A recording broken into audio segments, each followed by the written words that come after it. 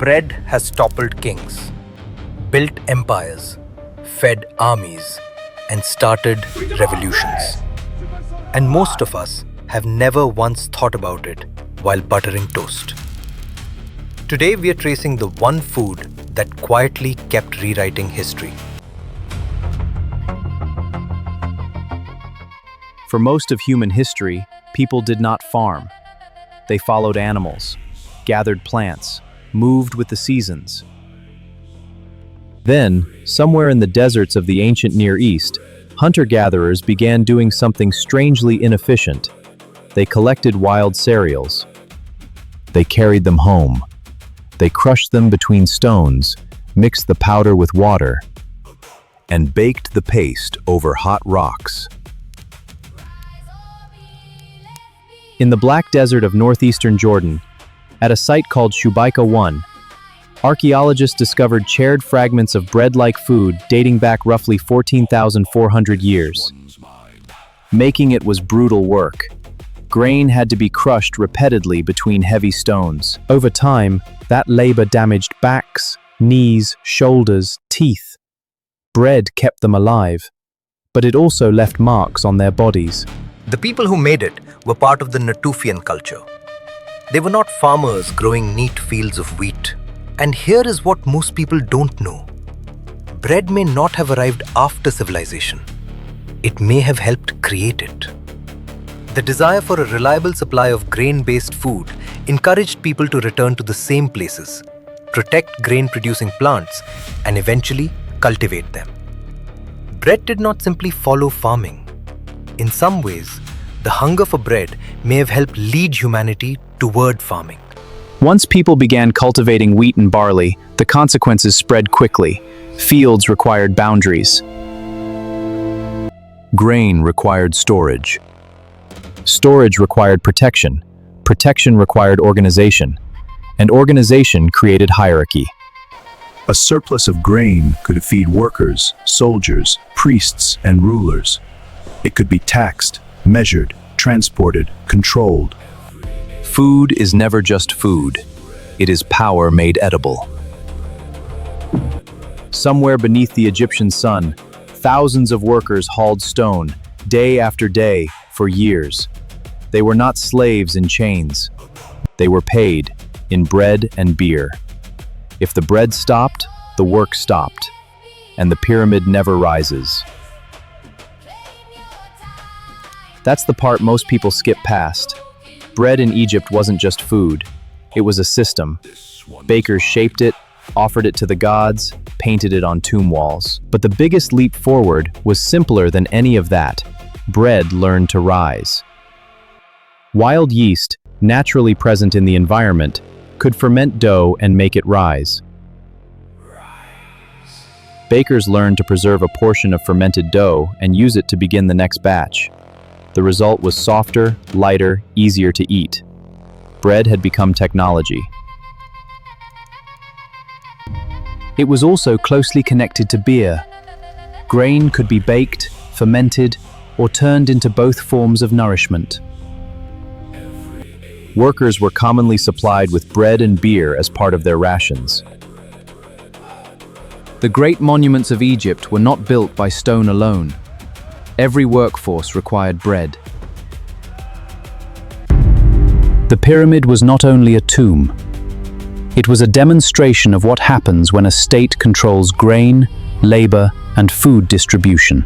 See 2560 ECE, Old Kingdom. 1450 ECE, New Kingdom. 305 ECE, Ptolemaic Egypt founded. 48 BCE. Rome's hunger for Egyptian grain didn't start with a treaty. It started with Julius Caesar, arriving in Alexandria in the middle of an Egyptian civil war, and choosing a side. Caesar put Cleopatra back on her throne. In return, Egypt's grain began moving toward Rome, not yet as tribute, but as the price of a queen's survival. A generation later, Mark Antony fell for the same queen and staked Rome's future on Egypt's throne. his rival Octavian called it treason. At the Battle of Actium, Octavian crushed their fleet. Within a year, Cleopatra was dead, and Egypt belonged to Rome. But Octavian, now called Augustus, didn't hand Egypt to the Senate like every other conquered province. He kept it for himself. No senator was even allowed to set foot there without his permission. Egypt's grain wasn't just imported anymore. It was owned. Egyptian farmers didn't pay Rome in coin. They paid in wheat, a grain tax, shipped every year to feed a capital that could no longer feed itself. Centuries later, Rome faced a different problem. Its population had grown beyond what the surrounding farmland could feed. The city depended heavily on grain shipped from Egypt, North Africa, Sicily, and other provinces across the Mediterranean. That created a fragile chain. Storms could delay the ships. Pirates could attack them. Wars could interrupt the supply. And when grain became scarce, Rome became angry. Roman leaders understood the danger immediately. Food shortages were not merely economic problems, they were political emergencies. The Roman grain distribution system, known as the annona, helped provide grain to citizens and keep the urban population supplied. Rome did not merely rule through armies, it ruled through logistics. Ships, warehouses, mills, bakeries, distribution networks, all of it held the empire together. But dependence is dangerous. When political control over North Africa weakened, Rome's grain supply suffered. The city that once fed more than 1 million people began to shrink. Historians call Augustus the first Roman emperor. But in the granaries of Alexandria, on the docks of Ostia, in every riot that started over an empty bakery, the real power behind 4 centuries of empire wasn't a man on a throne. It was a loaf of bread. If you enjoy uncovering the hidden history behind ordinary food, subscribe to Scott Beyond Food, because the next time you tear open a loaf, you may be holding the remains of an empire's oldest political system. In 476 CE, Rome split apart into smaller kingdoms: Ostrogoths in Italy, Visigoths in Spain, Franks in Gaul. Now had to grow its own bread, store its own bread, and decide for itself who got to eat it. After Rome, bread became a visible marker of social class. The wealthy ate lighter bread, made from finely sifted wheat flour. The poor ate darker loaves. White bread meant refinement, dark bread meant poverty. But governments knew that bread could not be left entirely to the market. In medieval England, the Assize of bread and ale regulated the weight and price of bread according to the price of grain. Bakers were watched closely. Underweight loaves, adulterated flour, dishonest pricing treated as threats to public order. Because when bread becomes unaffordable, hunger does not remain private for long. It moves into the streets. For centuries, that inequality stayed local. A baker fined here, a loaf regulated there. But inequality doesn't stay quiet forever. Eventually, in one country more than any other, it reached its breaking point. By the late 1780s, France was facing debt, poor harvests, and rising grain prices. Working families spent most of what they earned just on bread. Almost nothing left for rent, clothing, medicine. The royal court, meanwhile, still lived in extraordinary luxury. The famous phrase about letting the poor eat cake was almost certainly never spoken by Marie Antoinette. But the story survived because it expresses what many people already believed. The rulers were comfortable, the people were hungry. October 5, 1789, thousands of women gathered in Paris. Many worked in markets, many had families to feed. They marched to Versailles, demanding bread, confronting the king.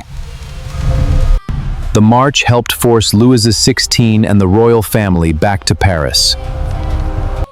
The French Revolution was shaped by philosophy, debt, war, and inequality. But bread gave the anger a physical form. People could debate liberty, they could debate representation, but they could not debate an empty kitchen. The revolutionaries later imposed price controls on essential goods, including bread. Because every new government eventually learns the same lesson. You can survive political disagreement. You cannot survive widespread hunger. 2026. One combine harvester now cuts, theshes, and cleans more wheat in a single hour than a Natufian family could gather in an entire season, 14,000 years ago.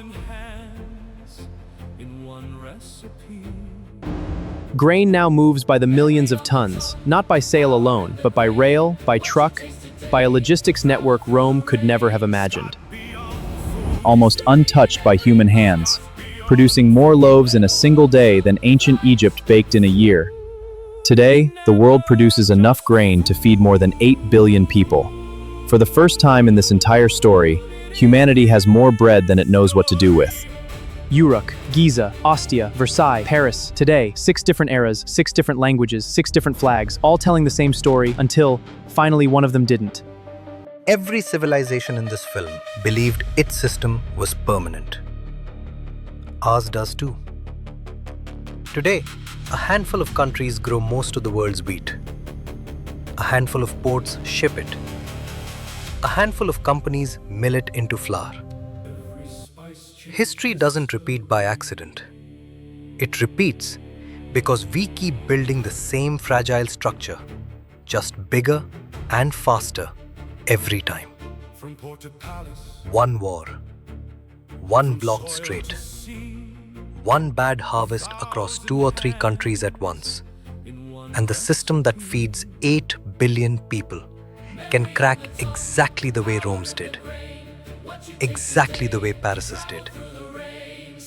Bread is never just bread. It is survival, labor, wealth, empire, and revolt, pressed into a single loaf. I'll see you on the trail. Do subscribe and like our channel.